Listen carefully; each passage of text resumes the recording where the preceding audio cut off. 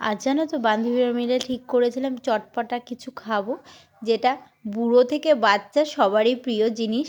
তো দেখে বুঝতেই পারছো টক জল রেডি হয়ে গেছে কিসের জন্য। এই যে এখানেও ঝুরি ভাজা চলে এসছে, আলু মাখা হয়ে গেছে। কি বলো তো হচ্ছে আজকে রেডি, আজকে হবে ফুচকা।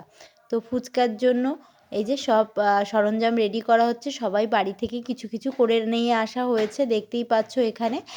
তো এখানে ফুচকা হবে, তারপর পাপড়ি চাট করব, সব আজকে খাওয়া দাওয়া হবে। এই দেখো এখানে পাপড়ি চাট বানাতে তো বসে গেছে এক বান্ধবী, দেখতেই পাচ্ছ।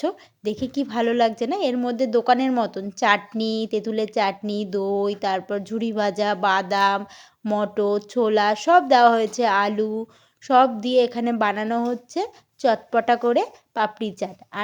আর তার সাথে দেখো এখানে হবে জল ফুচকা।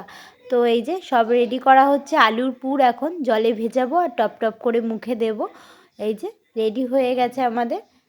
আর পাপড়ি চাটগুলো দেখো প্লেটে নিয়ে নিয়েছি, সবাই সবাই মিলে খাওয়া হবে এখন।